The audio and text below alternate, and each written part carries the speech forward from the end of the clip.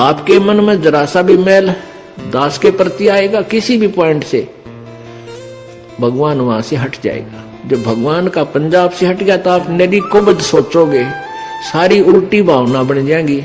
आज ये दास आपको अच्छा लगता है, फिर आपको दुश्मन दिखाई देगा, क्योंकि काल प्रवेश कर जाएगा। जब आपका नाम खंड हो जाएगा, ये पहली पहचान होगी, आपकी रुचि नहीं बनेगी इस दास में। उसका तरीका यही है कि फिर आपको ज्ञान है भगवान का तो फिर आइए, और किसी भी कारण से आपका नाम खंडित है, उपदेश दोबारा मालिक के चरणों में विनती कीजिए और उपदेश पुनर्प्राप्त कर लीजिए, फिर आपका फिर कनेक्शन जोड़ देगा। बहुत दयालु है प्रभु।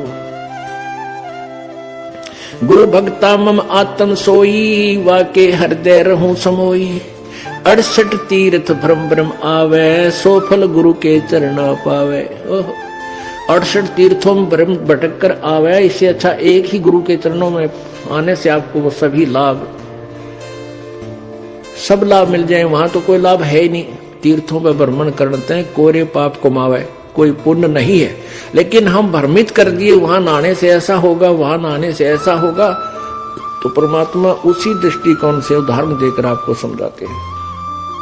क्या बताते हैं? 10वां अंश गुरु को दीजिए, जीवन जन्म सफल कर लीजिए।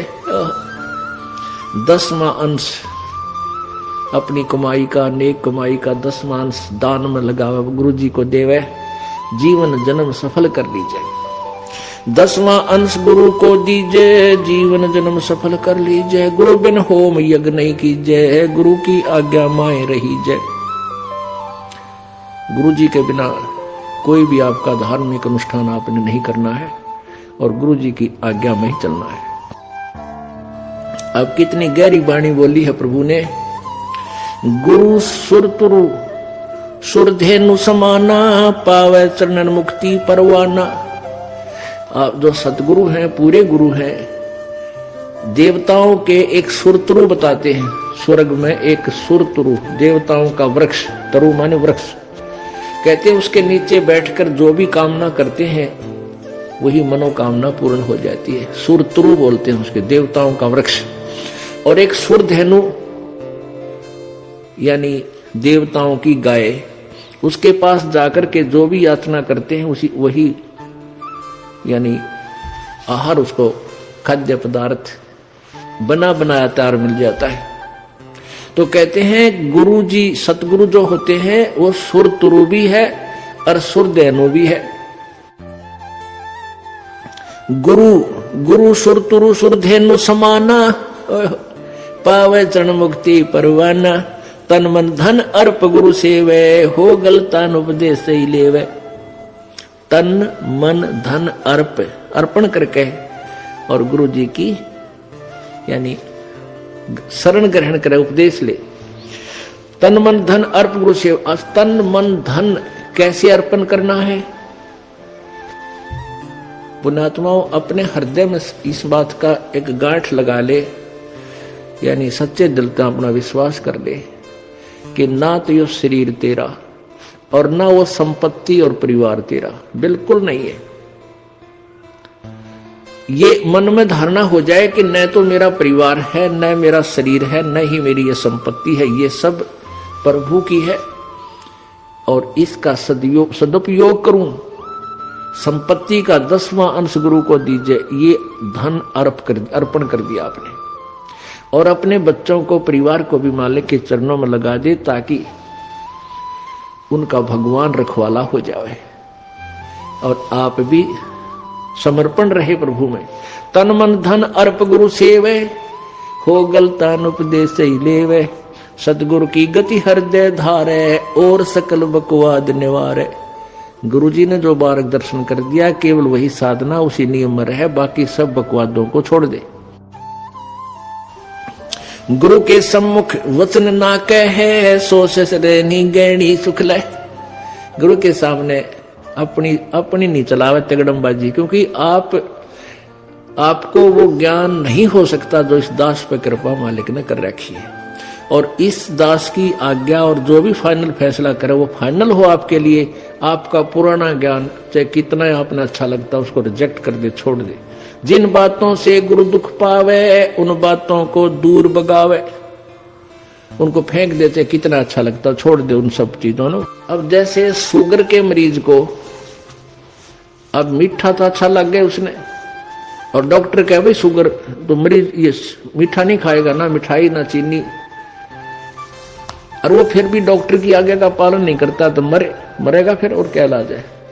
तो चीनी मीठी तो लग रही है, इसमें कोई शक नहीं, मीठी भी है, लेकिन उसके लिए विष है। तो ऐसे ही भक्ति मार्ग में गुरुजी की आज्ञा का पालन ना करना विष के तुल्य आपकी भक्ति को नष्ट कर देता है। गुरु के सम्मुख वचन ना कहे, सो ससरैनी गैनी सुख ले। गुरु जी के सामने एंड बैंड नहीं बोला, क्योंकि गुरु जी के सामने जैसे भगवान के पास जाना होता है, ऐसे ही दृष्टिकोण से आना चाहिए। अपनी फरियाद करे, जो भी आदेश हो सिरोधार्य करे और चल पड़े, चाहे मन कुछ भी सोचता रहे, क्योंकि परमात्मा अंतर्यामी है, आपके सब दुखों से परिचित है, और वो आपके जितनी श्रद्धा आपकी होगी उतना ही निवारण आपको साथ साथ रिजल्ट देते रहेंगे।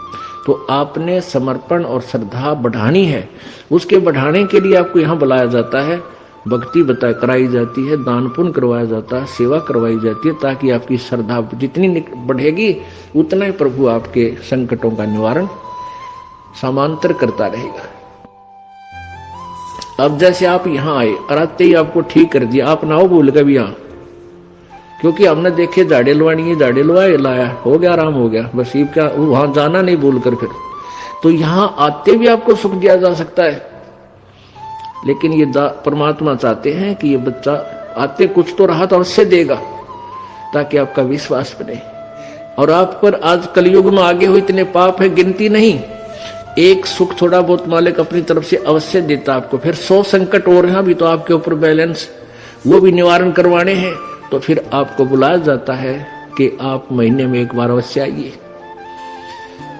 आपको बुलाने का क्या तात्पर्य है कि यहां आने से आपको बहुत पुण्य मिलता है, आपको बहुत भक्ति लाभ होता है। आप बच्चे हो, आपको मालूम नहीं, ये दास डॉक्टर है, जो भी आपको कैसे कैसे आपके अंदर शक्ति प्रवेश करवानी है, प्रभु की पुण्य कैसे प्रवेश करवाने हैं, फिर ये ज्ञान आपके हृदय में पहुंचाना है। और जिस दिन आपकी श्रद्धा पूरी हो जाएगी, आप सपने में भी दुखी नहीं होगे, ये सत्कर मान लेना। क्योंकि पाप जब बढ़ जाते हैं, दिन में भी दुखी, सोए फिर भी दुखी, क्यों सपने भी बुंडे बुंडे आवे। और जब आप भक्ति करोगे, ढंग से लग जाओगे, आप वैसे भी सुखी, और स्वप्न में भी परमात्मा की भक्ति है, आरती करते होगे, कभी मंत्र कर रहे होगे, कभी मेरे गुरुदेव भगवान ये गा रहे होगे, स्वप्न में भी सुखी, यानी भक्ति स्वप्न में भी हो रही होगी।